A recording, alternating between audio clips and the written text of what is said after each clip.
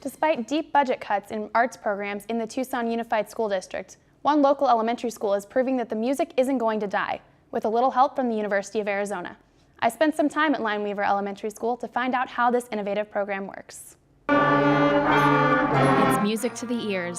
One local elementary school is working hard to keep its arts and music programs alive. Last year, TUSD cut more than 14% of its annual budget. Of the district's 67 elementary schools, Lineweaver Elementary is one of 30 that continues to offer music and arts programs. And when schools cut out programs at the elementary level, they don't realize that down the line they've taken away the true foundation for all their ensembles and everything in the secondary schools. TUSD Director of Fine and Performing Arts, Joan Ashcraft, says individual schools, not the district, decide whether to continue the arts and music programs. 10 years ago, TUSD created a program called OMA, or Opening Minds Through the Arts. The program integrates the arts into math, writing, social sciences, reading, and science classes. My frustration is having the human capacity to address all the schools that want us and do it well. Lineweaver is one of TUSD's OMA schools, but they are still getting outside help, including volunteers from the UA's music fraternity, Kappa Kappa Psi. 1, 2, ready, go. Kappa Kappa Psi provides after-school music lessons to students to help them improve on their skills outside the classroom. Fingerings and rhythm and basically how to play their instrument. So it's really important to get music into the community because, I mean, I'm not a music major, I'm a science major, but I don't know where I would have been if I hadn't have actually picked up the trumpet to start with. TUSD officials say another 10% budget cut for next year is likely. It remains unknown how this will affect what's left of the district's music programs. The University of Arizona is going to great lengths to keep its students from dropping out or transferring after their freshman year. Cat's Eye reporter Amanda Stapp has the story. The UA Student Transitions Office says they are making an effort to increase retention rates by developing new programs for at-risk students. In one such program, current undergraduates act as outreach facilitators to nearly 3,000 students. This program reaches about 1/3 of the incoming freshman population through emails, social networking sites, and informal weekly meetups. There's a lot of reasons why students leave the university, and some of that is just they don't know enough information, they don't know the resources available to them, and so this is our way of trying to keep them here through graduation. Research shows students who live on campus have higher grades and are more involved in the campus community.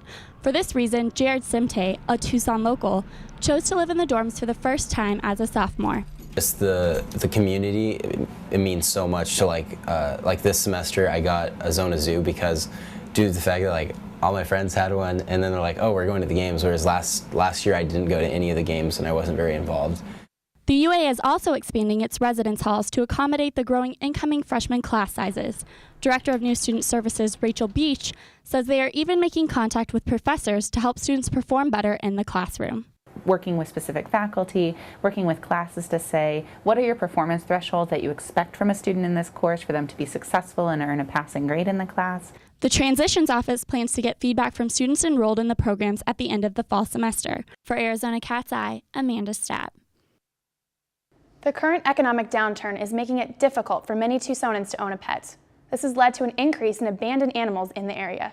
Arizona Cat's Eye reporter Colleen Bush has the story. Due to the increasing cost of animal care, some Tucson pet owners are being forced to return their animals to shelters.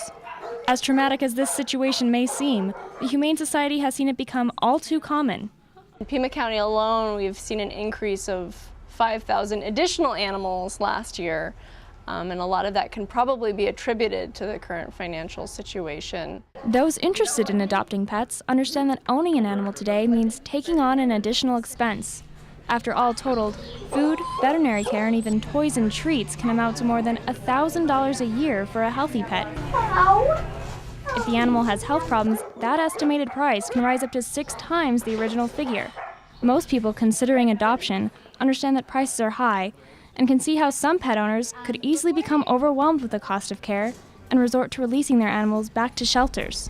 It's really heartbreaking, and It's sad for the pets, you know, because they do feel a sense of abandonment, and it's really hard for the owners too. I mean, you think about people in the mortgage foreclosure crisis, you know, they can't even hold on to their houses, let alone, you know, their pets, which are more of like a luxury to have in the house. Brandy Burke, a supervisor for the Humane Society of Southern Arizona, is witnessing the economy's devastating effect on pet owners firsthand. I see probably anywhere from 50 to 70% on any given day is going to be owner release due to financial hardship or foreclosure. So it's impacting people. There's some very sad stories out there. You know, people are heartbroken. They're giving up, you know, family members basically. There's no question that Arizona now having the second highest poverty rate in the country is leading to a greater number of pet abandonments. For Arizona Cat's Eye, I'm Colleen Bush. With Tucson in the middle of a major budget crisis, local public media outlets could be merging together, not only to survive, but also to better serve the public. Cat's Eye reporter Justin Poole has the story.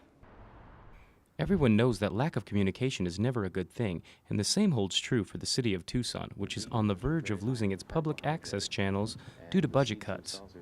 To prevent this from happening, Access Tucson will be merging with the city's government station Channel 12 and TUSD-TV to form a Tucson Community Media Center. Access Tucson Executive Director Lisa Horner describes what Access Tucson is all about. Anyone in Tucson can come to our facility and learn how to utilize the tools to create a program, a message for all of Tucson. So it's really kind of an extension of the First Amendment. It allows people to express their views, all unfiltered and non-commercial. Access Tucson staff has began preparing the building for the merger, and employees like Eric Peary are looking forward to sharing the Access building with Channel 12.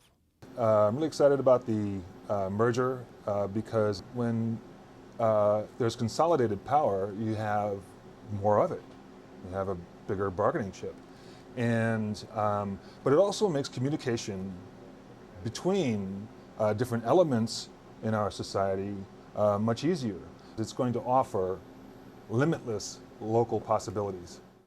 TUSD-TV is also included in the merger and will use the Media Center's resources to help better educate the children of their district in media arts.